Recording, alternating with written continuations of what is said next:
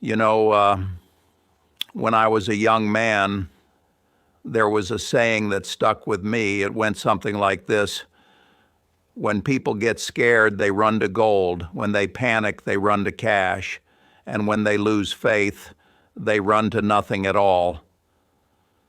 Now, I want you to think about that for a second, because I believe we're standing very close to the edge of that third stage, and that's the part most people don't quite understand. They think the threat is inflation or currency collapse. But I'll tell you something, there's something far more dangerous brewing, something that's going to hit gold first before it spreads everywhere else. So before we go there, I want you to stop for just a moment. Think about your own savings, your own nest egg, your own sense of security. Think about where you put your trust. Because what I'm talking about tonight isn't about stock prices or trading signals or any of that noise you see flashing across CNBC. This is about confidence. And confidence, once it disappears, well, it takes generations to rebuild. I've lived long enough to see that pattern repeat itself. In the 1970s, Americans lost faith in their government's ability to manage inflation. In 2008, they lost faith in the system itself. And now, here we are, 2025, they're starting to lose faith in the very idea that any currency, any store of value, can really hold meaning. When governments act like the laws of arithmetic no longer apply. Now, I've said many times, probably too many, that gold has no utility. You can polish it, you can wear it, you can stare at it, but it doesn't do anything. It just sits there looking at you. Yet, for thousands of years, it's been the emotional anchor for people who feel the ground shifting under their feet. Gold isn't an investment. It's a mirror. It reflects human fear. And the more fear there is, the shinier it looks. But here's what's new. The fear we're seeing today isn't just emotional, it's structural. The entire monetary system is being stretched in a way that gold can no longer meaningfully hedge against. You can pile up all the bars you want, but it won't save you if confidence in the system evaporates altogether. I've been watching the numbers a long time, and I can tell you with absolute certainty something's badly out of balance. Central banks, including our own Federal Reserve, have created a world where debt is mistaken for wealth and liquidity is mistaken for stability. I call it the great illusion of modern finance. You know, when governments print money faster than their economies can grow and investors pretend it doesn't matter, you can almost hear the ticking. That's not progress you're hearing. That's a time bomb. And gold, poor old gold, is sitting right on top of it. Now you might say, but Warren, isn't gold supposed to go up when things fall apart? Well, yes, that's what people believe.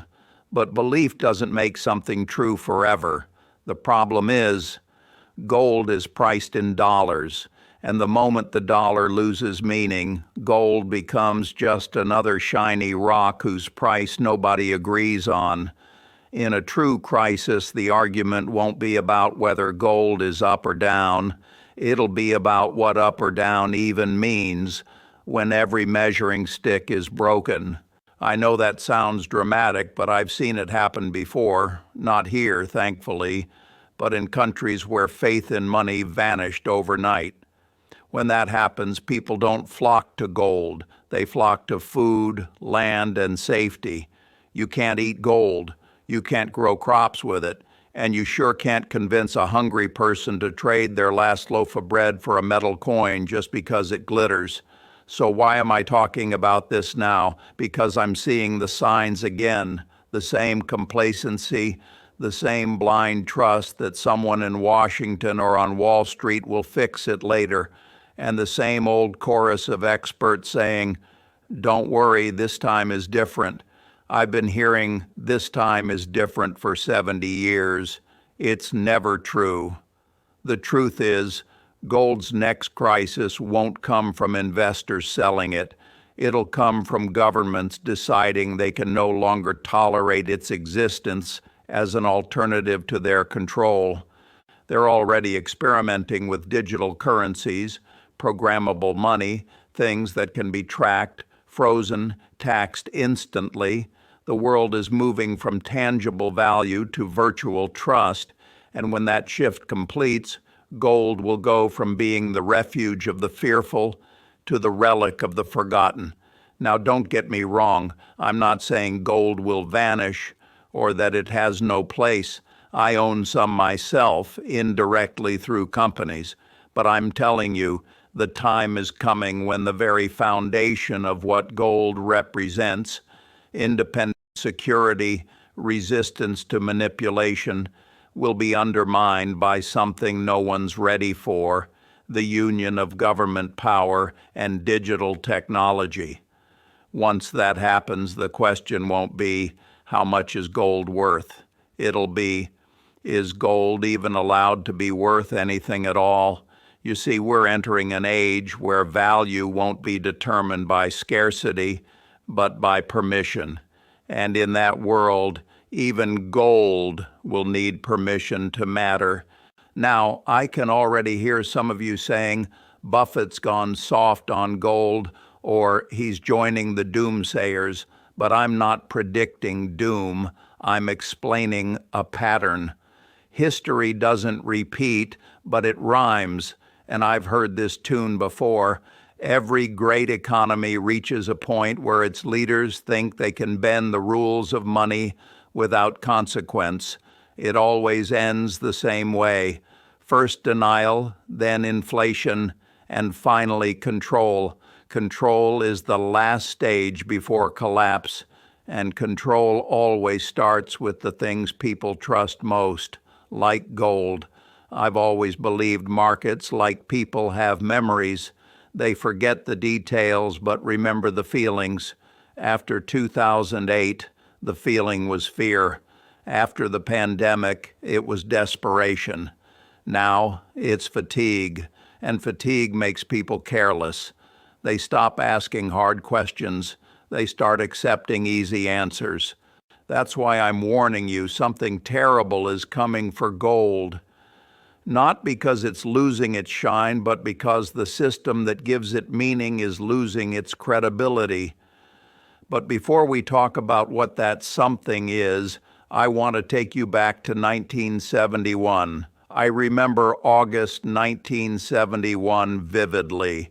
Richard Nixon sat before the cameras and told Americans he was suspending the convertibility of the dollar into gold. Sounded temporary, like a quick fix.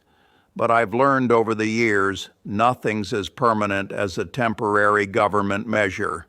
From that moment, the financial world changed. Gold had been the anchor that kept governments honest. You couldn't print it. You couldn't legislate more of it into existence. Its scarcity imposed discipline. When Nixon cut that tie, he didn't just close a window in the Treasury. He opened a door to an era of unlimited promises. I was still a young investor then, and I watched as people scrambled to understand what it meant. They still don't. What followed was the slow detachment of value from reality. At first, it seemed harmless. The economy was growing, innovation was booming, stocks were climbing, but quietly, the incentive structure shifted. Governments learned they could spend what they didn't have. Corporations learned they could borrow what they couldn't earn. Investors learned they could speculate on things that didn't even exist yet. It all worked until it didn't. The 1970s gave us a hard lesson in inflation. Gas lines, double-digit mortgages, savings wiped out, gold soared from about $35 an ounce to over $800. People thought they'd found the perfect escape hatch, but they were wrong in a subtle way. Gold didn't save them. Timing did. When inflation cooled, gold collapsed, and those who treated it like a religion lost 2/3 of their wealth. The real winners weren't the gold hoarders. They were the ones who understood that trust, not metal, is the true foundation of value. That same dynamic is repeating now, only this time it's bigger and faster. Today we don't just have dollars unbacked by gold, we've got debt unbacked by reason. Assets that depend on the belief someone else will always buy them for more. Gold feels comforting because it's real, heavy, ancient. It looks honest in a dishonest age. But that honesty makes it a target. Governments can track every digital transaction, but not a gold coin in your drawer. And that makes it inconvenient to those who want total visibility. The rise of central bank digital currencies, CBDCs, is not just about technology, it's about control. The only obstacle left between total control and total compliance is a shiny metal that refuses to obey. When I was younger, we had a saying in Omaha, if something can't be printed, it can be banned. That's where we're heading. The threat to gold isn't volatility, it's policy. A world where owning it becomes restricted for your safety, your convenience, your compliance sounds far-fetched. History disagrees. In 1933, Franklin Roosevelt made it illegal for Americans to own most gold. People were forced to sell at $20 an ounce. Then a year later, the government revalued it to $35. Overnight, they confiscated 40% of every holder's wealth. That's not ancient history. My father was alive when that happened. And governments today are far more sophisticated. They don't need to knock on your door. They can regulate your wealth out of existence with a few lines of code. If you think I'm exaggerating, ask yourself how much of your wealth exists only as numbers on a screen, savings accounts, stocks, retirement funds, all digital promises. You trust that screen because the system behind it works. But what happens when that system decides that certain assets, like gold, no longer belong in the equation? Every government eventually chooses inflation over discipline. It feels like magic. You give people more without taking anything away until the bill comes due. And when it does, they tighten control. They change the rules. They redefine value. That's how it always happens. I believe the next great financial reset won't be a crash. It'll be a redefinition of money itself. And when that happens, gold won't be a lifeboat. It'll be a symbol of rebellion. And symbols make powerful enemies. So what's the alternative? If gold will suffer and paper will inflate, where does safety live? It lives where it always has, in productivity and trust. Wealth isn't a pile of stuff. It's a flow of energy and usefulness. You can't lock it in a vault. It has to move, work, and grow. That's why I've always invested in productive assets, companies that solve real problems, that employ real people. Gold waits, businesses adapt, and the world ahead won't reward waiting. It'll reward resilience. So don't cling to the old belief that gold will save you. Something terrible is waiting on that path. Not the end of gold as a metal, but the end of gold as a refuge.